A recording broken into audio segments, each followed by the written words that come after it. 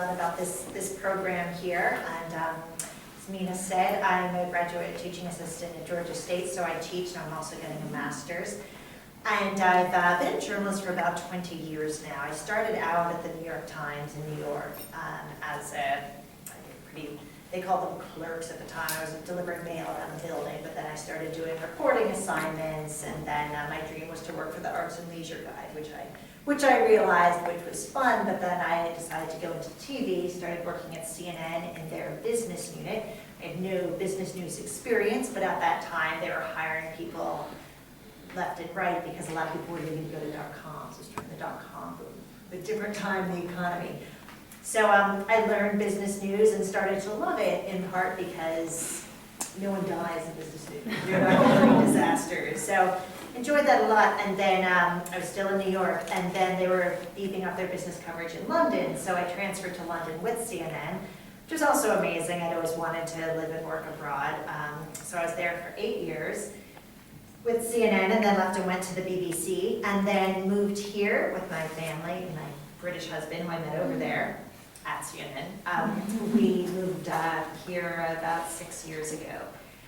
And since then, I've been freelancing for both CNN and the BBC, who are actually competitors, but I do different things for both of them, so no one has objected to that. So most of my experience now is in TV, but recently, as the industry is moving more to a digital model or combination TV digital model, I've done more digital journalism. So I've worked in many different outlets. I do TV reporting, radio, online, and I produce and report and write, sort of a little of everything. Writing runs through all of those outlets though, so I think it's great that you guys are getting such hands-on writing experience. I've really enjoyed teaching. I taught at Emory 2 years ago as an adjunct for 1 semester. I was like, I should really like teaching, if I want to do this in a more full-time way, I'll need to go back to school. So that's how I ended up at Georgia State. And that's how we and I met, and that's been a lot of fun. I teach advanced media writing there, which has been great. And the students do a lot of hands-on video production as well as reporting.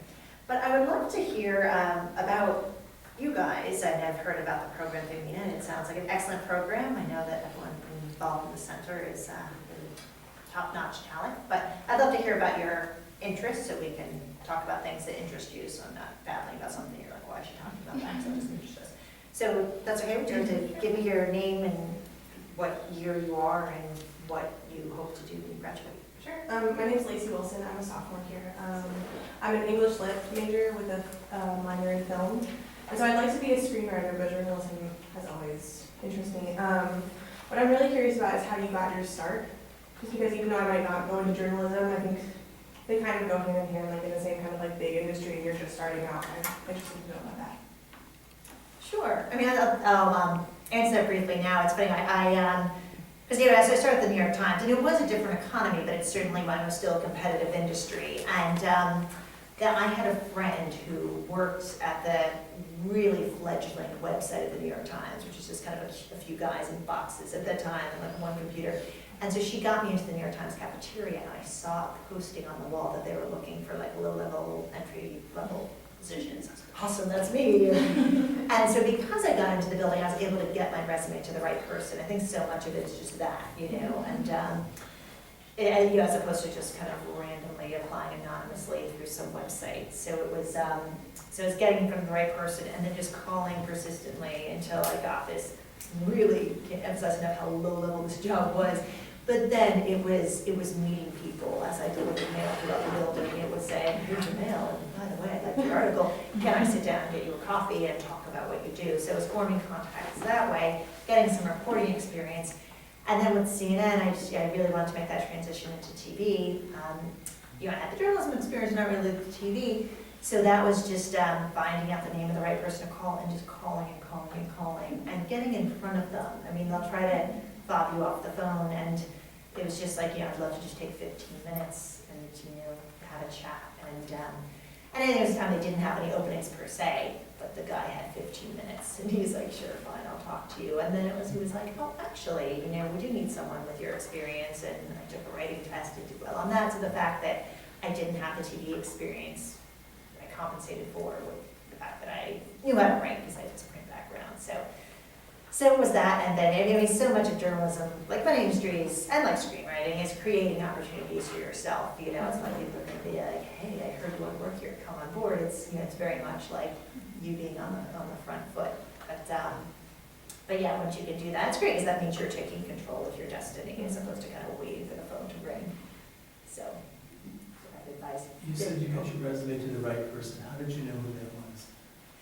That's a really good question. It really helps to know someone at a company. So even if they can't get you a job or say, they can just give you information. I mean, and it's funny because people have asked me sometimes, like, oh, can you get me a job somewhere? And what's helpful for me to know is like, well, what do you want to do? Because I might not have any pull in whatever department they want to be in, but I might know someone like, well, I can tell you that they, I know this person, and even information to know like, is the person who's in charge of that unit at their desk and in a good mood? I mean, so much of that, having a spy who's like, you know, even if it's like an intern, and you might be like, oh, this intern can't get me a job, and maybe they can't, but they could say, you know what, don't call today, you know, it's kind of cranky today, but, or like, oh, he just won the lottery, like, call today, you know, just trying to, and by, you know, joining the professional organizations, or, you know, staying in touch with your alumni network, or, you know, I'm obsessed with LinkedIn, and that's a great way to find people. I mean, you can do so many really granular search. I don't know, are you guys on LinkedIn?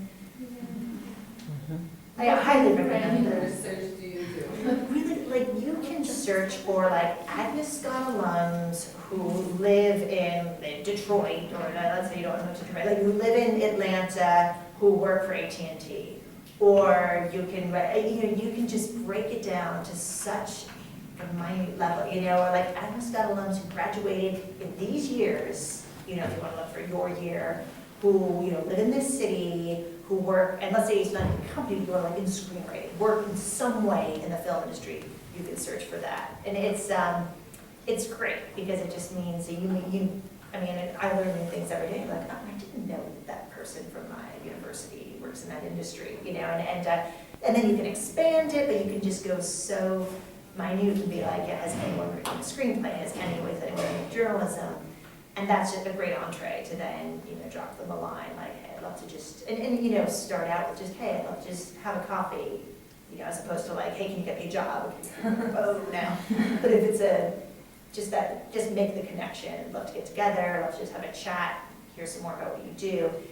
And then over the coming months, you know, please keep me in mind if something comes up, you know, or just stay in touch. And then, you know, so it's a process. It might be like a year. I remember with CNN, it was a year. It was a year of me like working somewhere else and just calling periodically, emailing, not compulsively, but like, you know, every few months with something, you know, like, hey, I love that show you guys did. I love your coverage of such and such a thing. And then it's so much easier now with social media. If you're following these people and you see that they posted, we're really proud of such and such a thing, that's your cue to email and be like, oh, I really liked such and such a thing, whatever it is they're posting about, that's your cue to, there you go. And then they have like a warm, snuggly feeling when you email. It's like, oh, the one who's watching all my stuff, or whatever, I saw your screenplay placed in a festival, whatever. So just, you know, keep just form these relationships and then just keep on them, and found that that's generally the way to get jobs. It's down the road. And what was your name? I'm Alina, and I'm a self-design major, environmental science and human rights, and I hope to work in the Peace Corps. So I'd really like to work on, you know, kind of journalism skills, because I'd like to write about the things that I experience, and I'm really into like creating connections through writing, especially about environmental issues. So that's kind of what I'm interested in. I guess now you've kind of gotten out of the disastrous kind of stuff and into economics, I guess just how you can make your writing relatable, and especially if it's something that people should care about but might not care about so much. It's just, self-design means you design your own major? Yes. Okay, it's funny, I did that as well when I was an undergrad. It's funny, I feel like that's a lot of people become journalists do that because it's sort of like... well, we have another as well. It is this kind of like unconventional, like... Here, it's pretty unconventional. Yeah. We generally have one a year, so Yeah, it's really hard. it's a very difficult process. Yeah, lots of paperwork. So much paperwork. so much writing, but that's okay. Yeah, I guess I have to make sure you want to do it. But But yeah, I think that's, but it's worth it in the end, so. Yeah, I have a few friends who did the Peace Corps and just had amazing people. They had great contacts and opened all sorts of. I have a friend who went to Emory and then did the Peace Corps in Mauritania and is now a midwife, which is something she never thought to do. But she got involved with delivering babies when she was over there, and it was, opened that door. But again, in terms of making writing relatable, it's good to be thinking about that now. I mean, this class I teach, advanced media writing, it's interesting, they did an assignment where they had to cover a meeting, and it was, the first paragraph was very much like, the meeting took place at 7 o'clock, or whatever, 7 o'clock on Tuesday in this place. And I'm trying to, change that, sure, that is true, that is when the meeting took place, but let's get, what is compelling, what made you want to go to that meeting? They could have picked any meeting, why did they pick that one? And why did they, what was their takeaway? What made them interested? And whatever made them most interested in that meeting is probably what their readers will be most interested in. So it's asking, why do I care? Let me put that at the top. And you move away from just this, the meeting took place at this time on this day.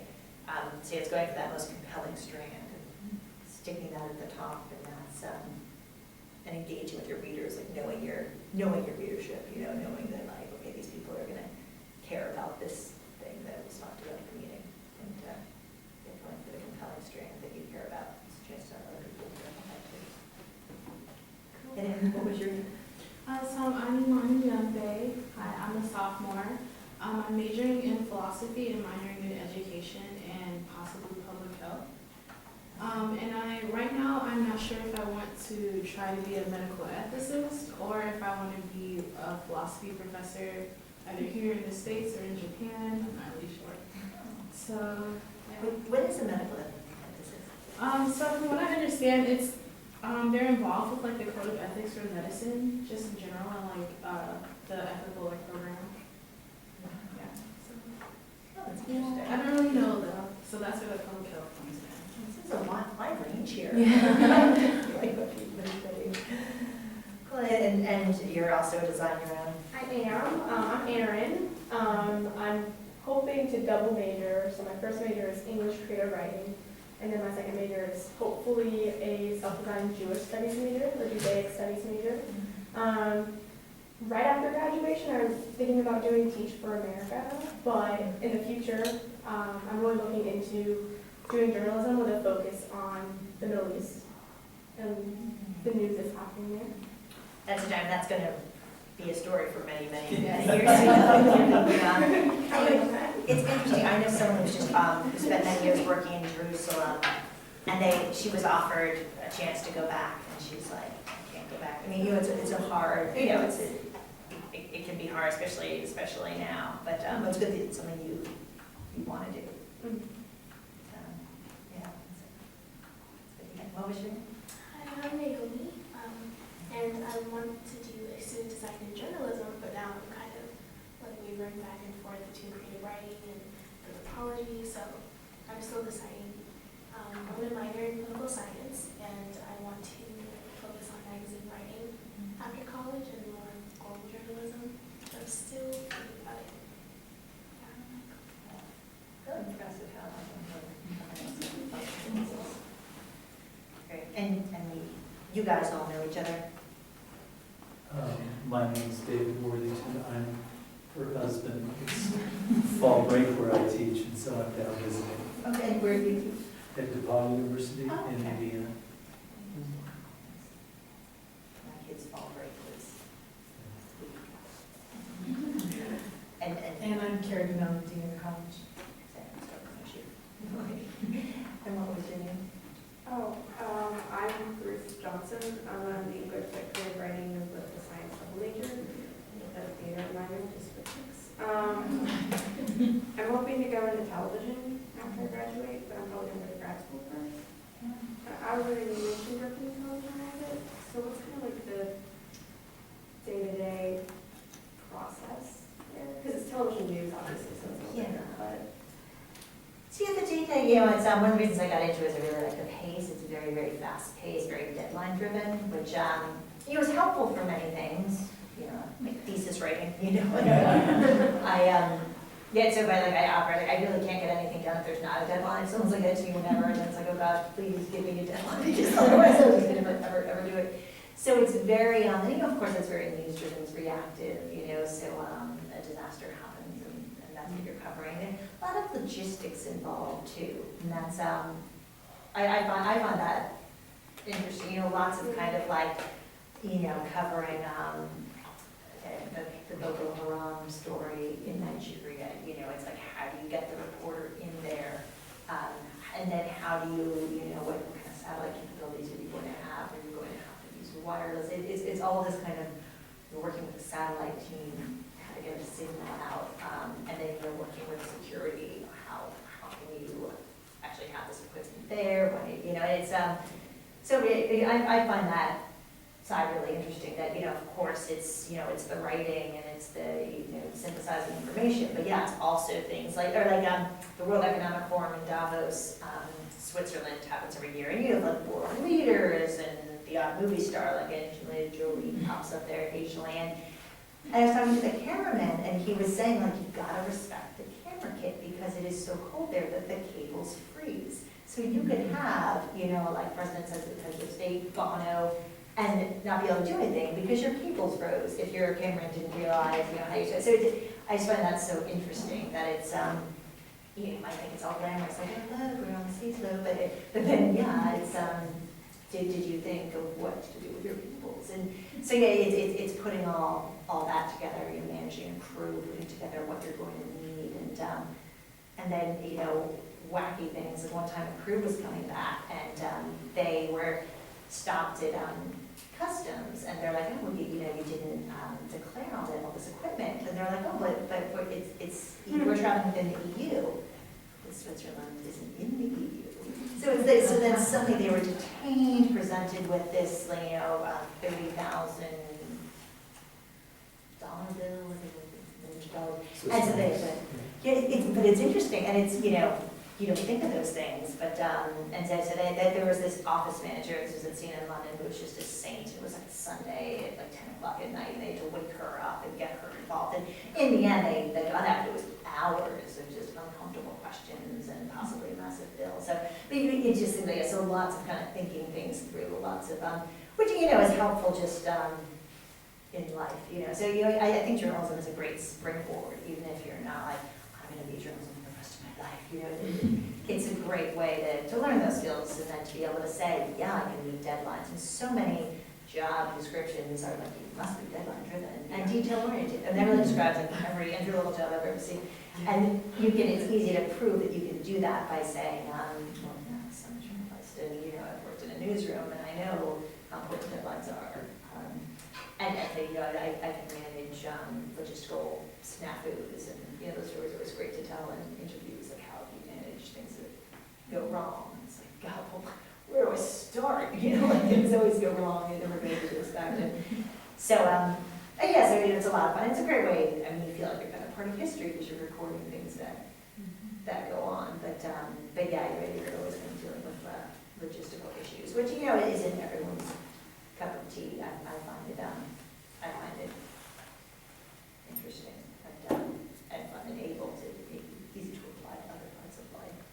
I mean, now with as like the digital and TV worlds are uniting, that's been really interesting, and kind of learning the software that you need to get things online. And what's great about .com is you can really, they have so many analytics, so they can tell when somebody stops watching a news package. Like they can tell, and they can put one headline on a story in one part of the country and another headline in another. So they can see what headline is getting more clicks. I mean, it's just fascinating to watch this. And what's interesting is the part where people most often stop watching a package, like 9 times out of 10, is the part when the reporter appears. So they're like, enjoy the package, and then the reporter comes up, and as you can see behind me, that's when they stop watching. And so it's almost like that's where we're heading, more kind of these nat sound reports, more kind of let the story speak for itself without the kind of wise reporter propping up on his microphone. But it's just revolutionary what these analytics can show, you know, and how deep you can get into search engine optimization, SEO, you know, you can really, I mean, depending on what your headline is, that can mean like tens of thousands of eyeballs.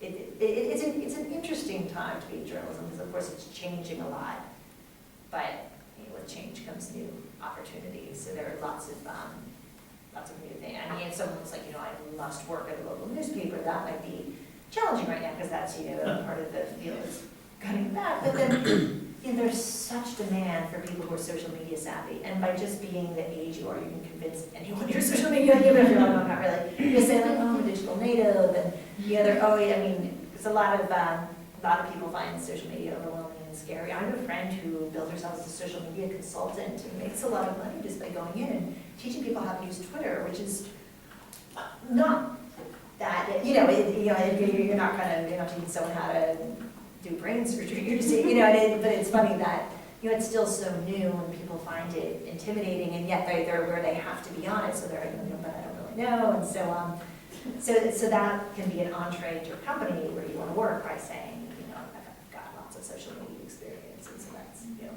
using your journalism experience, and it's writing, you know, and I think, I just gave this seminar at Georgia State the other day on how to write tight, like how to write more concisely. We did this exercise where I had everyone write what they wanted to do when they graduated, and then they had to clip it to a sentence and then make it into a tweet. And it was so interesting because the paragraphs people wrote, you know, again, they started out with like, after graduation, you know, they kind of started with the most boring line, which is after graduation, you know, it's like, cut that out, you know, but then when we boiled it down to the tweet, it was brilliant. It was like, that's when they nailed it. And one woman had written like this long paragraph how she wants to do well on her LSATs, and she wanted to apply to law schools and then get into a good one, and then her tweet was just her name, JD, and that was it. Yes, like that is, I mean, just, that said everything that her like epic paragraph did without the kind of like studying for the LSAT bit, which was like, you lost me a little bit there, you know, but it was so I think social media is great for really getting you to focus and getting you to slash the bits of your writing that you don't need, so. At the same time, would you say, by the way, every conversation I recently heard with the journalist, they've said that it's a very interesting time to be. I don't know. It must be true. But by the same token, is anything also lost by that? By that, like super conciseness. Yeah, it's a good point. I mean, certainly you lose some context, and that's It's what not a loaded question. I just. Yeah, you're right. Because yeah, I mean, I know some people are real like social media skeptics, and you know, think social media is destroying, you know, what existed before. You know, this kind of these like lengthy features, and that people don't have the attention span anymore. And I certainly see that, but and yeah, you do miss the context, the kind of why should we care about this? You know, why if you just have one tweet about some big event that's happening. My husband works in social media, and he gives this social media presentation, and he's got this history of Twitter, and this tweet that went out that when it turns out that the U.S. got Osama bin Laden, and there was a tweet from somebody in Abbottabad that was saying, I usually don't hear helicopters at this time of night. Or so this really like I think restaurant is so eerie, and that was, you know, and savvy journalists were like, well, that's interesting. Well, you know, what's going on there, and that, you know, then suddenly, you know, that the world knew. So it's a way of kind of shining a light on people who might not, you know, making everyone a journalist or a reporter. And, you know, you could say that maybe that's not a great thing because maybe there's some people who are, you know, spreading hate, or they're irresponsible, or they're spreading misinformation, if nothing else. But I've been really pleasantly surprised by how critical most students I come across are, how able they are to say, wait a minute, I don't know if I believe that, or okay, maybe this person's tweeting such and such a thing, but I'm not gonna take that as fact because look what else they've said, you know, really looking at who they are and who's behind it and being discerning, which, you know, because it is so new, I think that, I'm impressed that people have learned that already. I mean, how do you guys treat, because a lot of my students get their news from Instagram, which I know, you know, I have some, you know, seasoned journalist friends who are appalled by that. Well, it's not a news provider. But, you know, I think that's I think that's vital. I mean, where do you guys get your news? Is it from social media or is it more from like Wall Street Journal? Yeah. Well, I feel really old fashioned, but like I love newspapers. I mean, I go online for my news just because I guess I find that there's sometimes more online, but yeah, I don't know. Like I love paper newspapers, like print newspapers. See, I'm you know as well because I'm like on the computer so much that you know, for work that it's refreshing it's relaxing to read a newspaper just because I'm not looking at a screen, you know. But yeah, I'm like and then it's just something else to look at. But then you know that's like how I grew up and yeah, I think I have a Wall Street Journal subscription that it's funny. I tried to cancel the print part of. They're like, no, it's not possible. It's tied. It was tied into the price I got. So I'm like, oh, whatever. It's coming anyway. I'll just read it. But yeah, it's nice I think to have some variety. So yeah, I don't think that'll ever go away. But it's nice to get those like breaking news alerts. I mean, I like to hit things as they happen as opposed to waiting till the paper the next day. I feel like print newspapers, like every few years, they just get smaller and smaller and smaller. And I remember like the Atlanta Journal used to have a lot. I mean, it used to have a lot more pages than it does now, which goes back to like trying to find more information online if there's not enough covered in print and things like that. Yeah, and they recently they've changed their model, so now that you have to pay to see them. It's interesting how, and of course that's what Wall Street Journal does, and they're really successful at it. It's really interesting to see how these players, in the Wall Street Journal, which I love, just as an information source, they now have videos, so they're kind of trying to become a TV channel online. So it's interesting that these kind of old media players are like, we've got to change our business models, and just watching them try new things, and some successfully, some not. But it's even if you're thinking like looking for something entry level, you can move beyond entry level really quickly simply because some of these players, the Wall Street Journal, they don't really know video yet. They're learning that. That's not what they do, and they're like, shoot, we better do that because, otherwise we get left behind. But you guys already have as much video experience as they do. So that's great, I mean, you could be in a position to be teaching these veteran journalists how to film things and edit. Yeah. So for me, I think if I watch TV, it's usually like the Daily Show or the Report. But other than that, then it's online because I'm really critical and I like to cross-reference. And so if CNN is saying this, then what is the Wall Street Journal saying? What is the AJC saying? Yeah, I think it's I love those shows too, and I think in some ways, I think if that's your only news source, I think they do a pretty good job. They get some great newsmakers, they get great guests, and they do great comedic bits. I think that really make things. Was it John Oliver who did the net neutrality bit? Did anyone see that? I thought that was brilliant because that is such a complicated issue that most people don't understand. And most people don't really realize how that could affect them.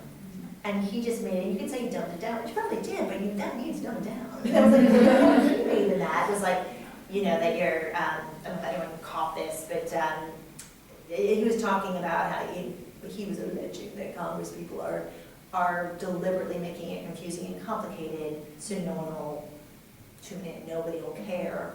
And then suddenly, they'll only be able to access Netflix and nothing else because of new changes in laws because of the powerful lobbyists who, from Comcast or what have you. So, and I just thought that was brilliant television when he was getting people to, bombard makers with their internet hate messages. So I think that's a really viable place place to get, it's great to cross-reference it, like, maybe he's exaggerating, let me see what else is out there. But if you didn't know that that was happening, I think it's a great way to, alert yourself. Yeah, I'm a big fan too. Did you have a question? I just wanted to add, like Erin, I'm very like paper type of girl. Like, I love looking for the newspaper. But I think also just in the day and age that we're growing up in, it's more so habit to get your news from social media and just go online. Because I'll find myself like during things that may be happening. Like for example, going back to the Sandy Hook shooting. It was on Facebook. Like I had friends that were like, I can't believe there's another shooting going on. How many shootings are like what's going on in the world? I'm like, are they sure? Like, and I was like, okay, let me go on Twitter. Twitter will let me know if it's actually happening. So it's like habit. And I feel like we're so used to this fast-paced, right in our face information. And I feel like it's nice to flip through paper sometimes, but I guess in today's age, it's more efficient to have social media on your hand. And then you noticed that you wanted to work in magazines, is that right? Yeah, so I have a friend who's worked for many years in magazines. I remember it was like 2 years ago when like Newsweek said it was stopping its print publication, and I was like, do you think this is like the death knell of magazines? And she was like, I would have said yes. I would have said magazines are just going to go away until the tablets arrived, tablet computers, because she was saying magazines are just beautiful. They're just even that's why you get a magazine. That's why you read a magazine as opposed to your newspaper, which is beautiful pictures, the layout's beautiful, and they have whole art design departments who make it look pleasing. So if it were just the kind of heavy paper pages, maybe we'd worry about their future, but tablets are such a beautiful forum for that, and so she thought there was going to be a renaissance for magazines for that reason. How many people have read Newsweek in the last 2 years online? Anybody? I have.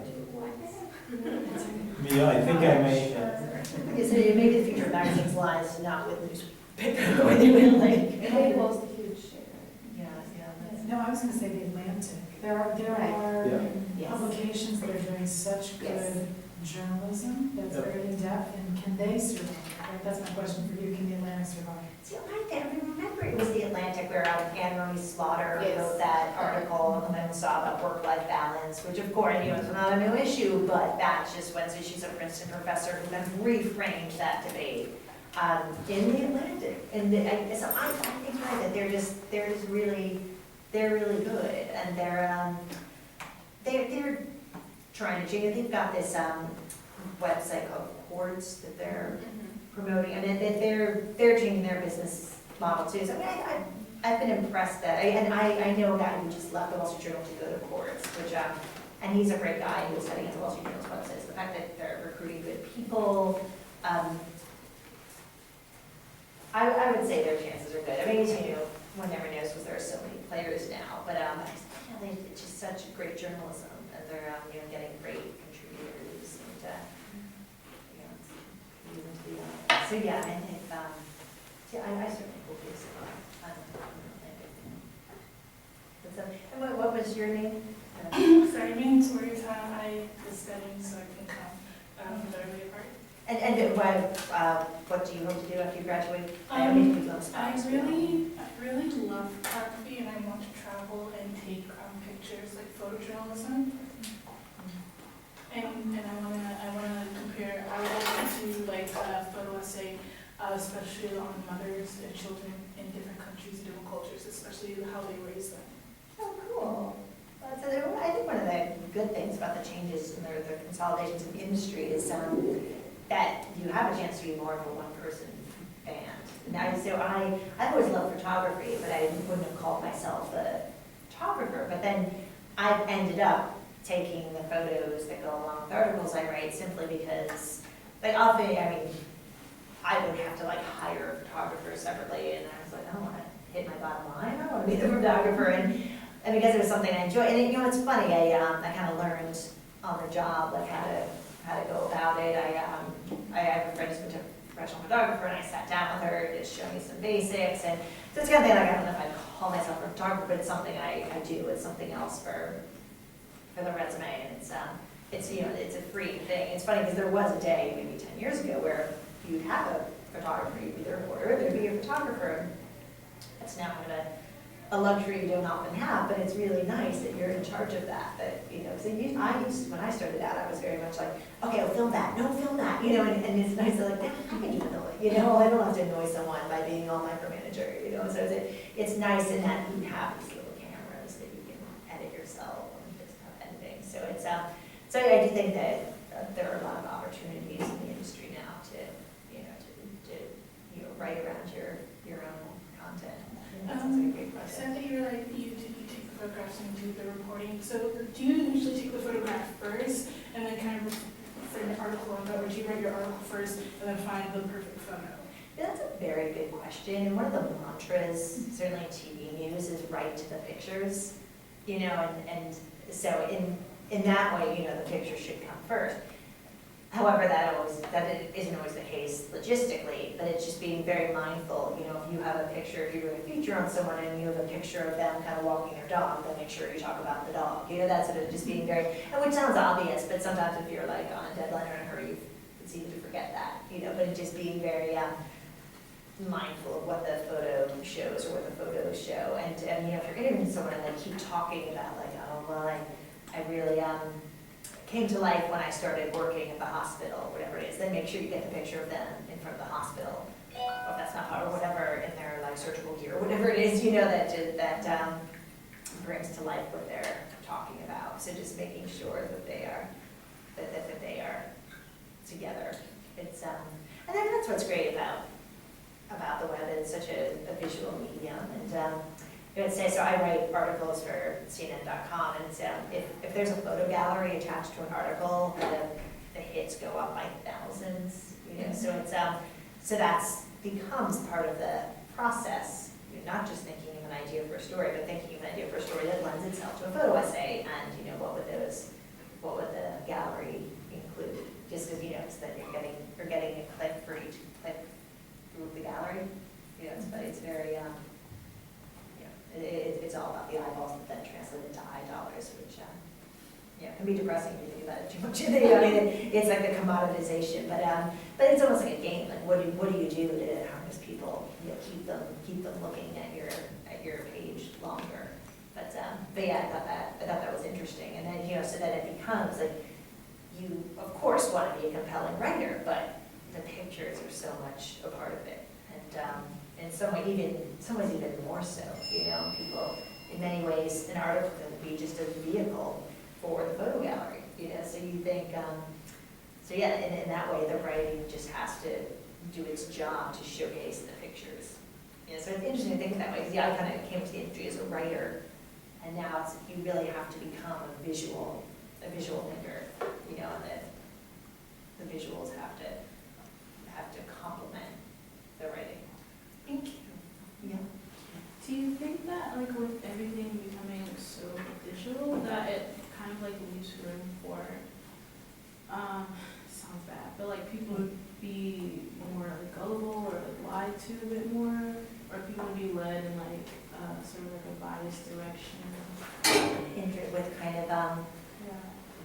it's an interesting question. I mean, I think that that always existed. It's funny, I don't know if, so in both the New York Times and the Wall Street Journal recently, there's been this like extra section that looks like it's part of the newspaper, and it's like, special section, Russia Today. I don't know if anyone's seen this, and it's great things happening in Russia, like Russia, cultural capital of the world. And if you're looking quickly, you might be like, oh, that's interesting.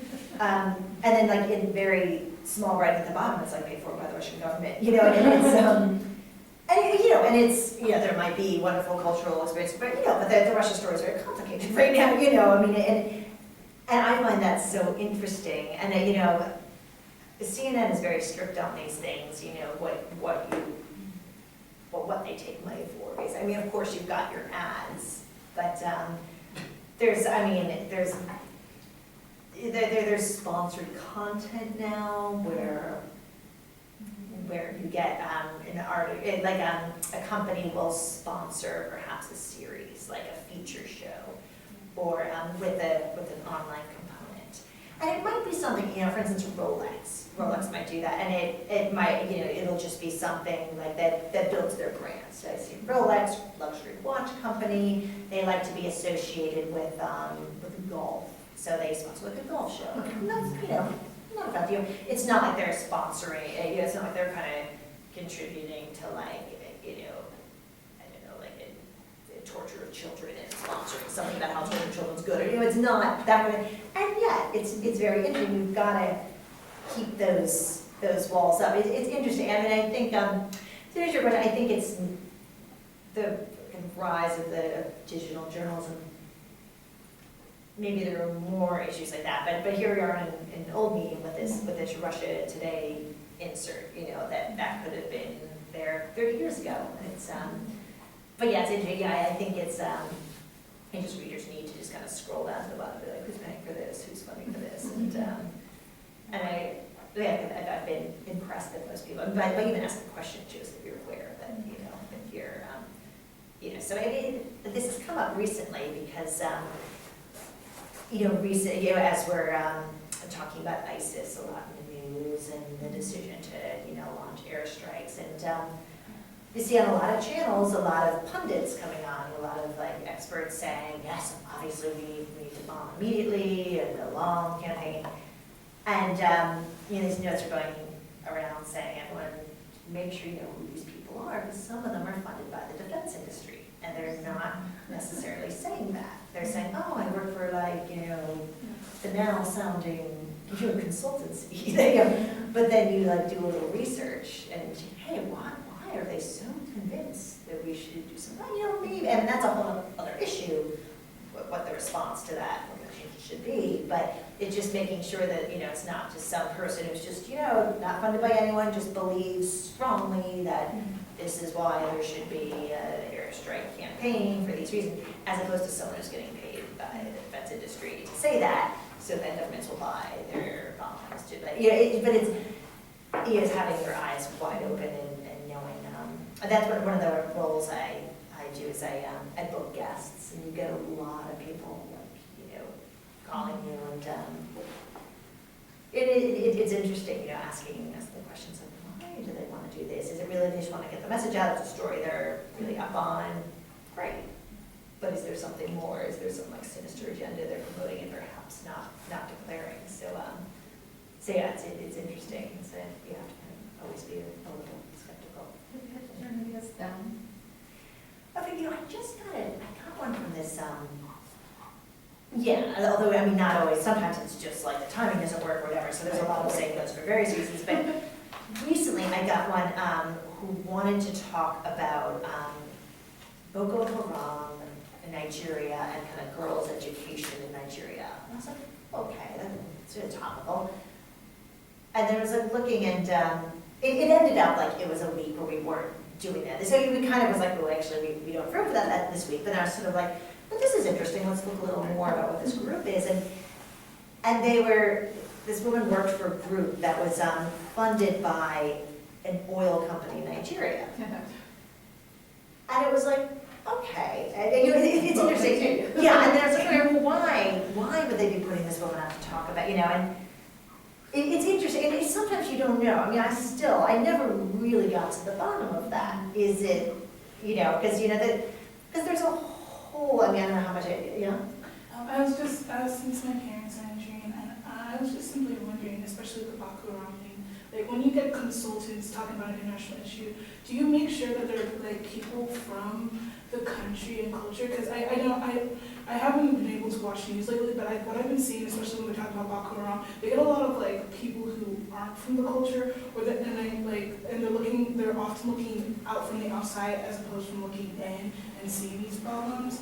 And I just as a Nigerian American kind of upsets me because it's you see this country that does have its problems being often painted in this very black light when there are some good things about it. And then they're trying to do the best they can about this problem. Yeah, that's a really good question. And a lot of it is, is logistical. It's getting somebody, often, and what's great now is having Skype, because it used to be if there wasn't like a satellite link up in somebody's backyard, which when is there? You know, either A, someone couldn't come to like London, New York, you know, where there's like a CNN studio, or it is at the BBC as well, BBC studio. If they couldn't come to one of those places and be in the studio there and get beamed out, then it was like, well, we can't help you, or can we get you on the phone?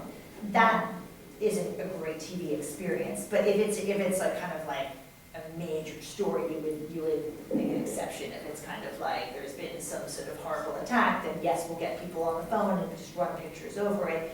But then the race is on to get the satellite link up, so it's a better TV experience.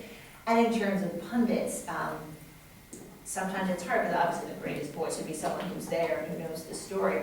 And a lot of times it's like Skype has become our friend now, because that you can get the TV images, and the quality's pretty good, and we always do a test just to make sure that, you know, the line works and it's not pixelated.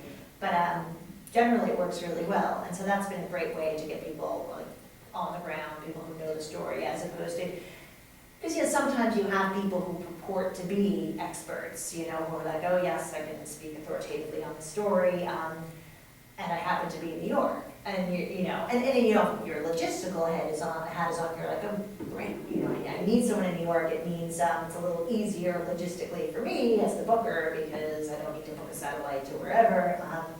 Or I don't even need to test a Skype line. That line to New York is always up, so that's great. But then it's like, okay, well, if they're in New York, have they been on the ground in Nigeria, or wherever the story is that they're purporting to talk about, or do they have a second agenda that they're saying, oh, well, you know, I know the story's hot, and I can talk about that. So, but that, you know, that's interesting you say that you think it's sometimes can be portrayed in different ways. So you find sometimes that there are people talking about, you know, saying things that aren't as positive as you think they should. Like, it's not, I mean, I give them grace, because it's like, it's not like everybody talks about Nigeria on a daily basis. I do give them some grace, but since they don't know the complete story, and even I don't know the complete story. I mean, I was raised by Nigerian parents, but I haven't been to that country.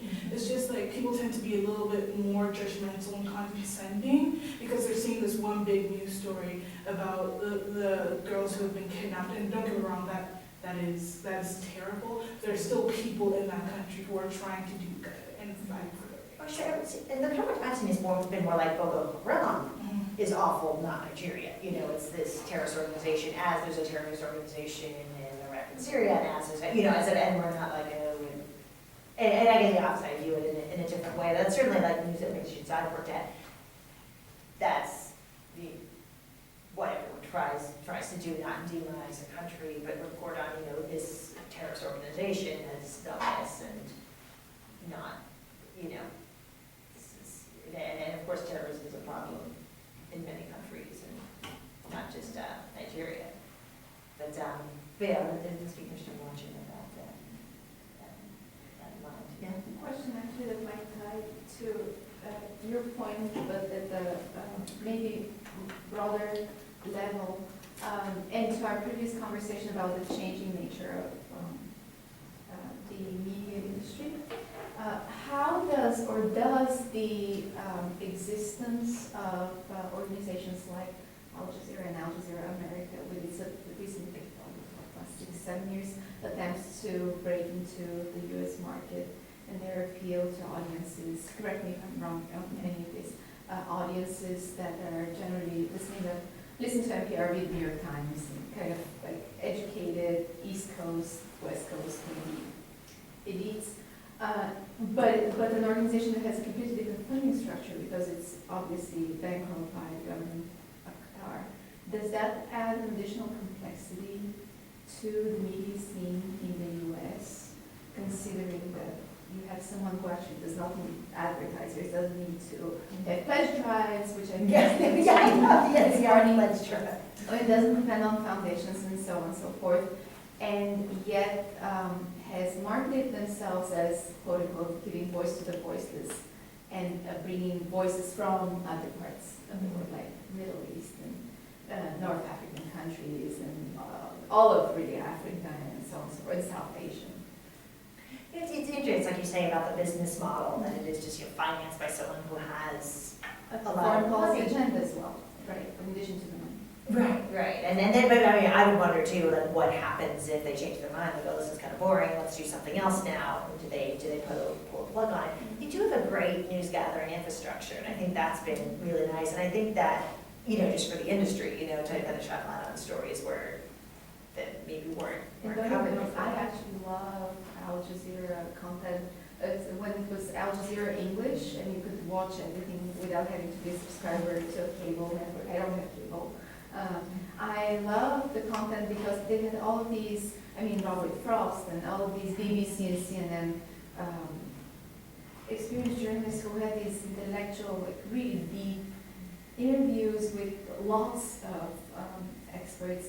And then the analysis seemed really great. Now, and I can speak about Al Jazeera Arabic because I don't speak the language. But nevertheless, has that affected the ways in which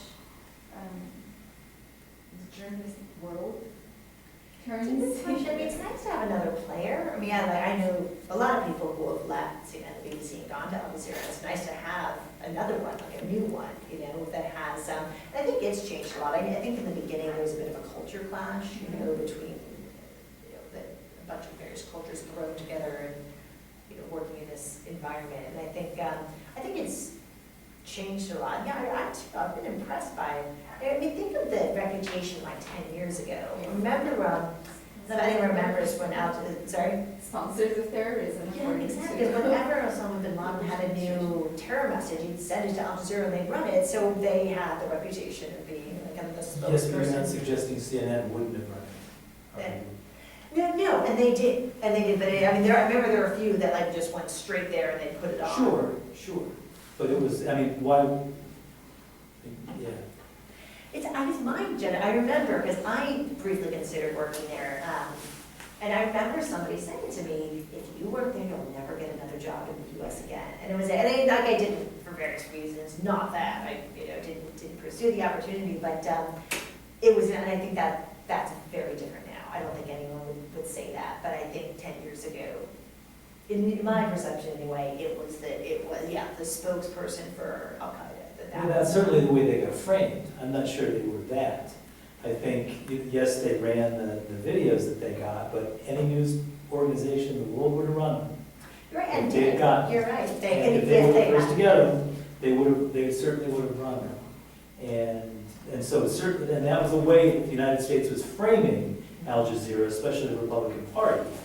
But I'm not sure that the criticism, I'm not sure I would say, yes, it's the case that it was the terrorism, only that they were framed in that way. I completely agree that it was not. That was not what it was. But yeah, and rightly, that's how it was perceived about 10 years ago. And from my perception anyway, that was my that was the vibe I got. That was what I was told. That people in the States, I was living abroad at this time. They were like, oh, that's how it seemed here. And I think you're right. That was an erroneous perception, and they've really turned that around. I think they've done a lot of wars. They've done some great investigative journalism. So I think it's great for the industry to have another player with a great. But if you're looking for a job, so we want to get into journalism, would the presence, I know they're relatively small still compared to other networks, but would that presence change the opportunities for or affect what's available to the students who are graduating and maybe want to? So I think it would be a great place to work, and they're hiring. In a way that as the industry changes a lot, it's great to have a new player to hire in, and they've hired some excellent people from around the world. So there's a chance to work alongside people who have great experience. So it's I think it's a great overall great.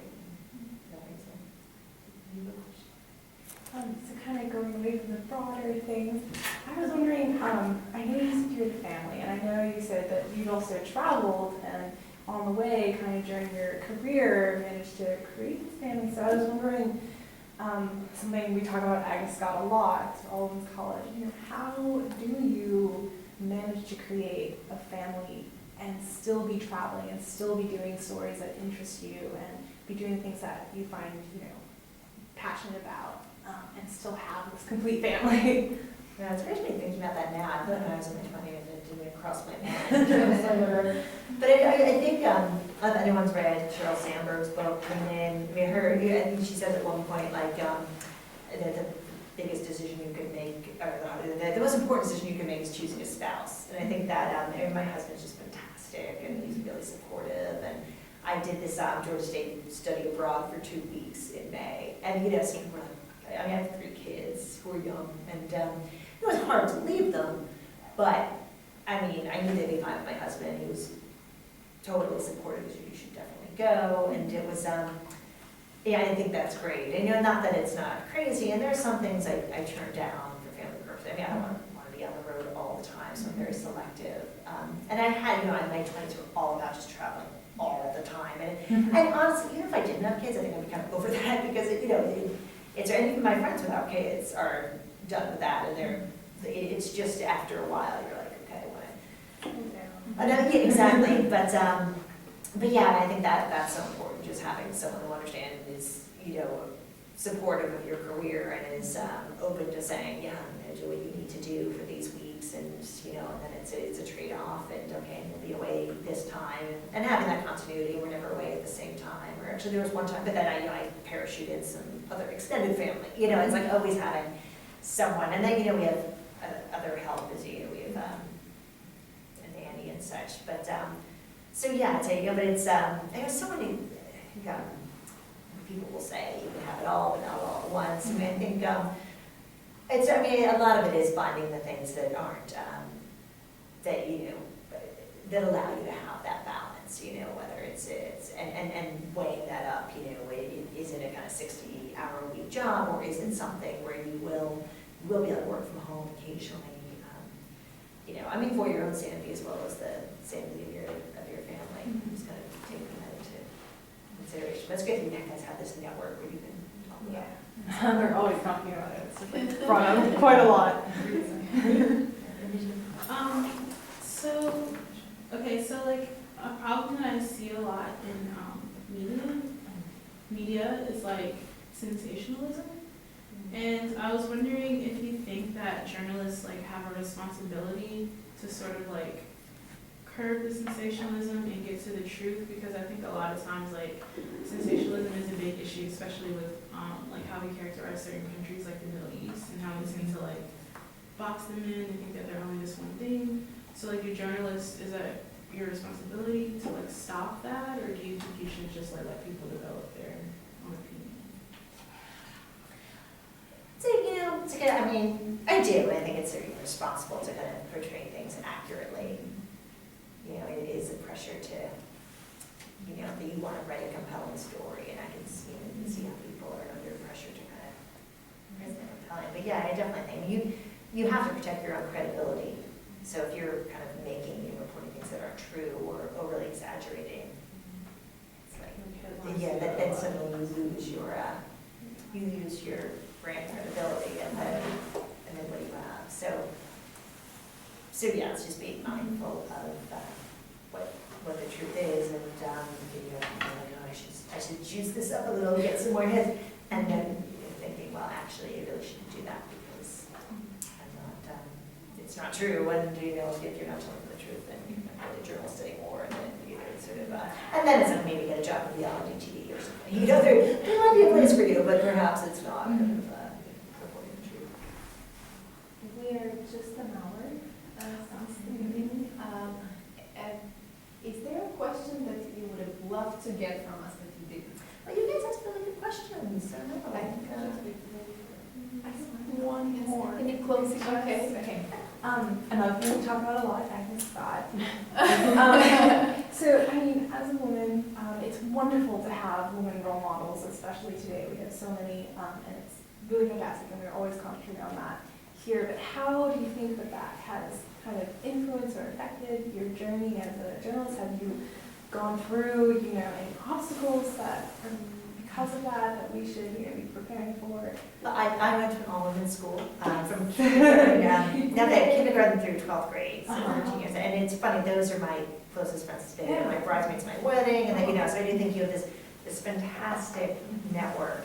And that's been great because I've I've worked, I mean, I think journalism is a career where that's women friendly. I mean, not that, if I can name it, it's women friendly, but it's certainly journalism, you know, and so when I started working at CNN London, all of my colleagues were women.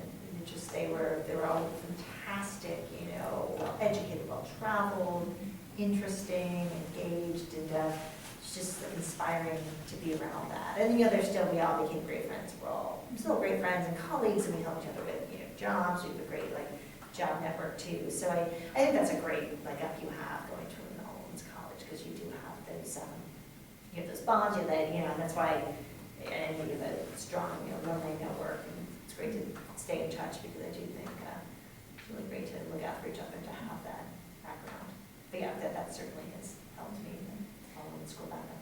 So, like taking jobs, like journalism jobs, especially in more conflict areas, do you ever feel insecure or worry about that?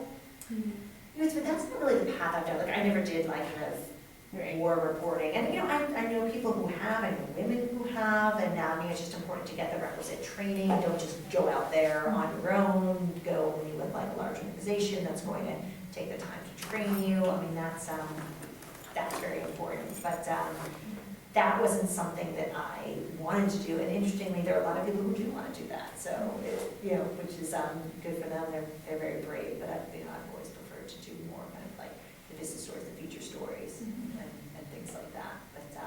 But yeah, the people I know who do it are just very, very, very careful. And they know that, you know, that their safety comes first. And, you know, who cares if there's a great story down the road? Like, it could be. There's no to it. Yeah, it's Boundaries. Yeah. So it's, so that's, I mean, it's like the Peace Corps is great, because they certainly look out for you. Very nurturing. Yeah.